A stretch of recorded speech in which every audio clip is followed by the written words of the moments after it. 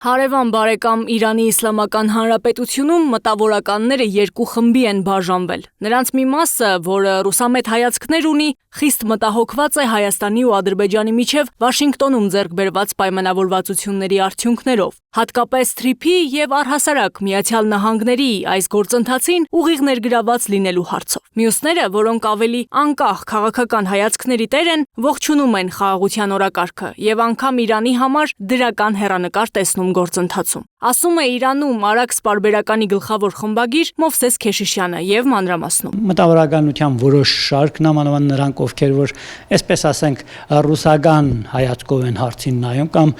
պանթուրքիստական շրջանակների ազդեցության ներքո են, նրանք բոլորը թշնամաբար են լարված էին այդ ճանապարհի ուղղությամբ, չհասկանալով որ սա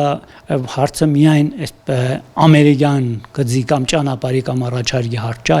Հայաստանի ճանապարհների ապաշրջափակման հարց, բայց նրանք ովքեր որ ավելի անկախ էին, ավելի հասկանում էին, որ Հայաստանը ինչից ելնելով է գնում դեպի դրան, իրենք ողջունում էին եւ դրական էին գնահատում։ Քեշիշյանի պնդմամբ տարիներ շարունակ հենց այդ փորձագետները Հայաստանը ներկայացրել են որպես Ռուսաստանի ազդեցության տարածք։ Հիմա Միացյալ Նահանգների եւ Արևմուտքի հետ սերտ հարաբերությունները կոտրում են այդ կարծրատիպը։ Մինչև հիմա իրենք համարում էին Հայաստանը ռուսական ազդեցության տարածք, գործոն, շրջանակ, եսիմինչ, բակ, ինչ կուզես անունը դիր, իսկ այսօր զգում եմ, որ Իրանը իր անկախ քաղաքականությամբ պետք է հայտնվի տարածաշրջանը։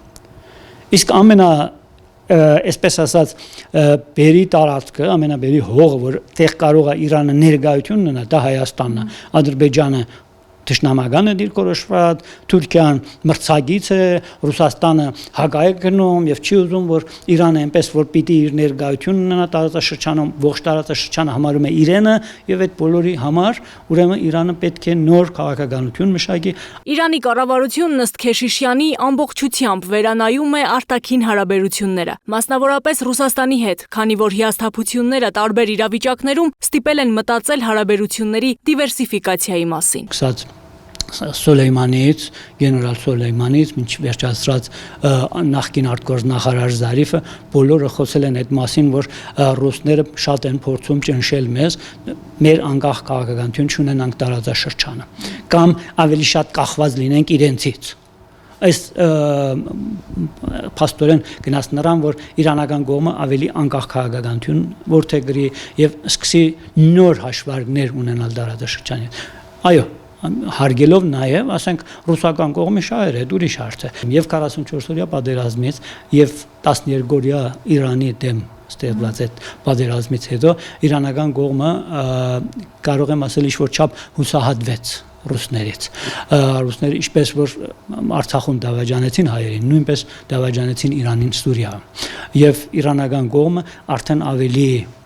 զգաստացած է նայում այս հարցին եւ փորձում է հենց իր անկախ քաղաքականությամբ տարածաշրջանում հայտնվել։ Այս մասին վկայում են նաեւ Իրանի դեսպանի վերջին ուղերձները Հայաստանում։ Դրանք բացառապես հիմնված էին Իրանի անկախ քաղաքականության սկզբունքների վրա։ Բացի այդ, Իրանն այժմ Հայաստանն ընկալում է որպես առանձին անկախ դերակատար տարածաշրջանում։ Միշտ նայում էին այնպես որ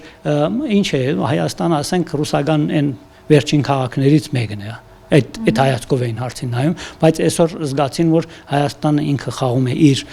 անկախ քաղաքականությունը, իր բազմավեկտոր քաղաքականությամբ փորձում է իրեն պահել, ապահովել։ Իրանը ողջունել է Հայաստանի եւ Ադրբեջանի միջև խաղաղության հաստատմանն ուղղված համաձայնությունները, կարևորելով կայունության եւ անվտանգության ապահովումը տարածաշրջանում։ Չնայած շատ մշուշոտ, բայց միտում կա, որ թրիփը ինքնին կարող է նաեւ նոր հնարավորություններ բացել հենց Իրանի համար։ Այդա Կիրակոսյան, Տիգրան Ղազարյան, Free News, Ազատ լուրեր։